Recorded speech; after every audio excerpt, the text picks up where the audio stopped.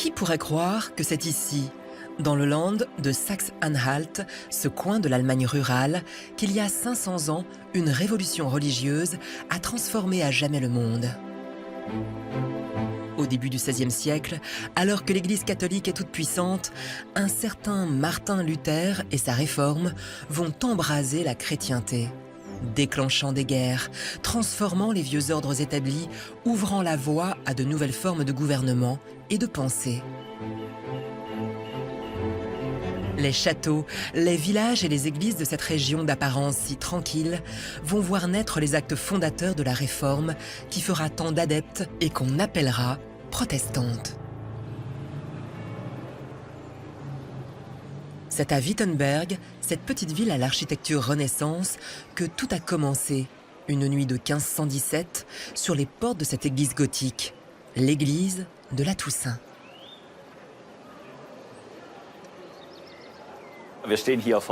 Nous sommes devant les portes de l'église de Wittenberg, mondialement connue. C'est ici que Luther a affiché ses thèses, le 31 octobre 1517. On peut dire que ce sont les traces visibles du combat de Luther. Les habitants de Wittenberg découvrent au petit matin les 95 thèses rédigées par le moine Martin Luther qui contestent un grand nombre des canons du catholicisme et remettent en cause l'autorité du pape. La réforme naît avec un premier combat. Elle s'oppose violemment au commerce des indulgences, un moyen pour les catholiques de racheter leurs péchés. Pour les protestants, ce système a plongé l'Église catholique dans la corruption. Ce qui révulsait Luther, et c'était sa conviction profonde, c'est que la foi n'est pas un produit. Le salut de l'âme d'un homme ne peut pas être obtenu par l'argent, mais uniquement par la foi. La réforme instaure un lien direct entre les croyants et Dieu. Plus besoin de curés, d'évêques, de papes. Les pasteurs sont des guides, ils auront le droit de se marier. Et si la réforme est née dans ce land allemand, ce n'est pas par hasard. Luther, qui enseignait à la renommée université de Wittenberg, y trouva le soutien indéfectible des intellectuels et humanistes de la ville. L'université de Wittenberg a joué un rôle déterminant, car pour ainsi dire, pas de réforme sans université. Rapidement, le nouveau culte séduit bien au-delà des cercles intellectuels. C'est au pied de la place du marché, dans l'église Sainte-Marie, la plus ancienne de la ville, que Martin Luther va faire ses premiers prêches, transformant ce sanctuaire catholique en berceau de la Réforme.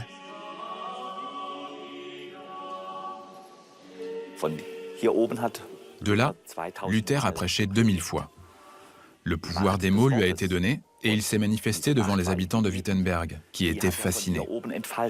Pas seulement eux d'ailleurs, mais aussi les nombreux visiteurs qui l'ont écouté. Luther était un prédicateur fascinant, et ici, c'était chez lui.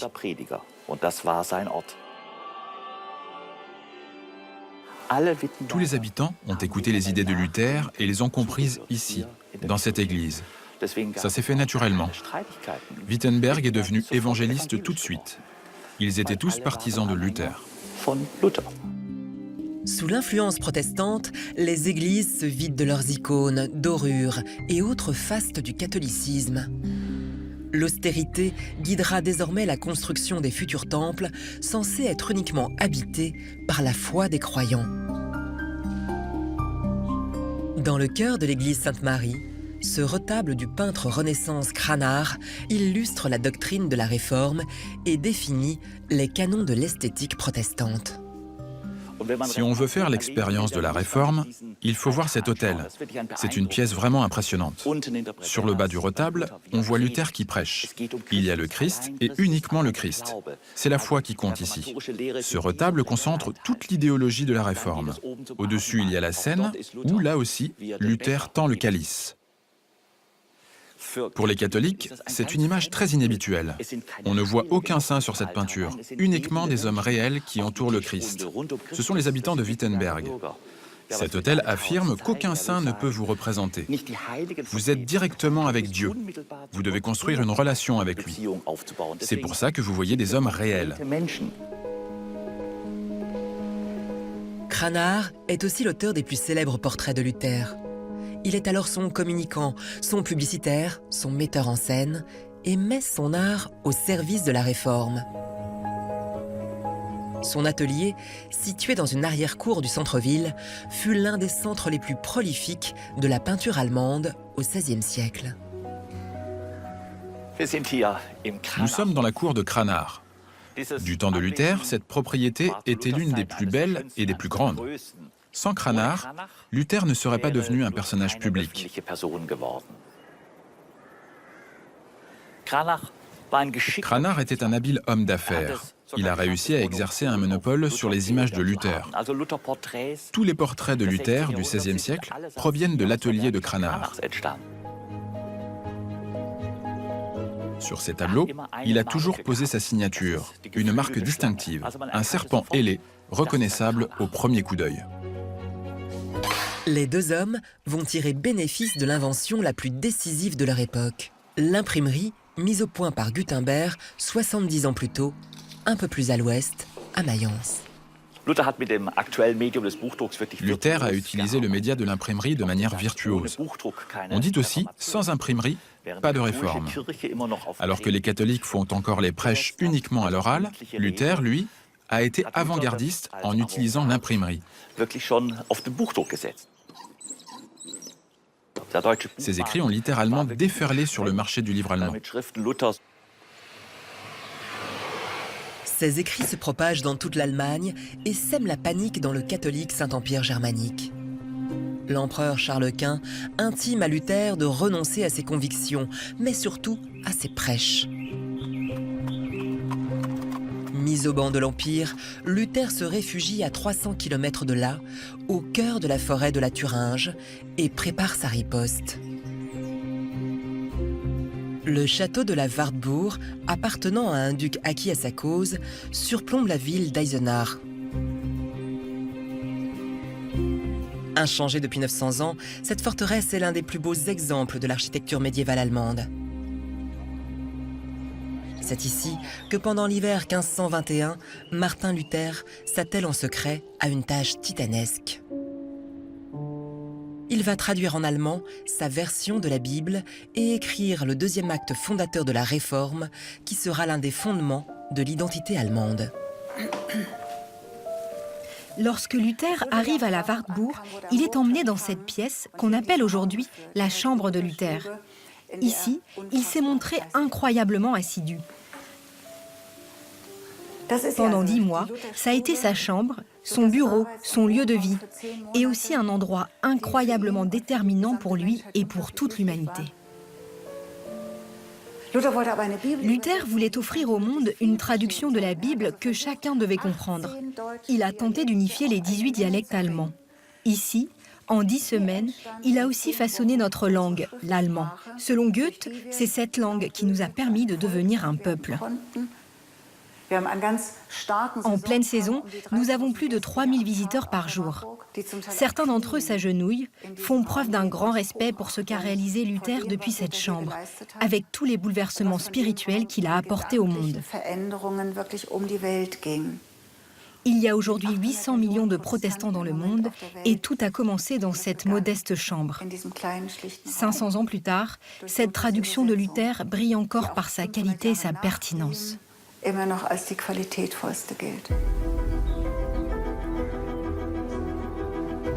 Cette nouvelle Bible allemande connaît un succès retentissant dans tout le pays.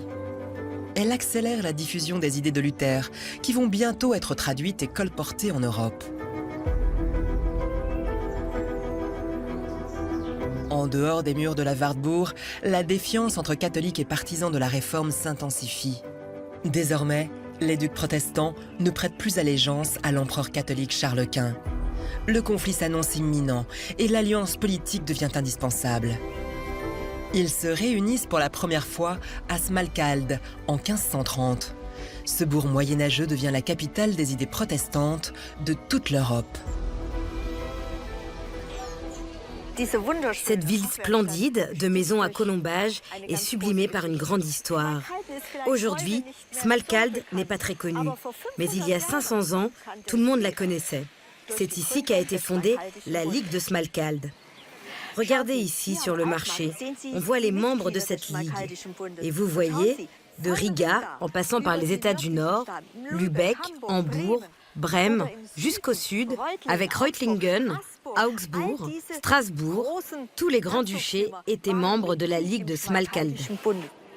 C'est sur la place, à la mairie, que s'établit la Ligue. Face à l'ennemi catholique, les ducs protestants se donnent les moyens de défendre leurs convictions. C'est ici, dans cette pièce, que d'importantes pages de l'histoire ont été écrites. Et pas seulement celles de l'histoire allemande, mais de toute l'Europe. Ici, les ducs se réunissaient pour défendre leurs nouvelles croyances évangélistes, et lorsqu'ils l'estimaient nécessaire, pour se défendre militairement. Pour sceller cette union, les ducs se réunissent au temple à Saint-Georges. Ici, dès 1525, c'est un pasteur protestant qui prêche tous les dimanches. Et ça ne se passe plus comme dans les églises catholiques.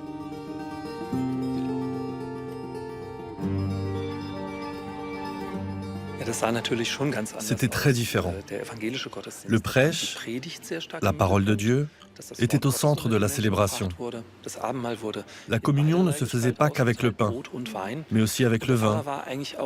Et le pasteur était comme un berger, et non un prêtre. Alors c'est ça qui est différent ? Oui, ce sont les principales différences. Malgré plusieurs défaites militaires, le protestantisme s'impose en Allemagne, à l'exception du sud du pays. Il se répand également dans le reste du monde comme le nouveau courant de la chrétienté, et avec lui l'instrument indispensable de sa scénographie, l'orgue. L'orgue était un instrument très important, un instrument très musical, qui va droit au cœur. Luther est considéré comme celui qui a donné naissance à la musique protestante. La réforme pouvait-elle surgir ailleurs que dans ce coin d'Europe ? Un coin en apparence si tranquille, mais riche d'une université féconde, d'artistes entrepreneurs, de seigneurs indépendants, où la musique, la soif de liberté et de connaissance ont ouvert la voie à un moine révolutionnaire.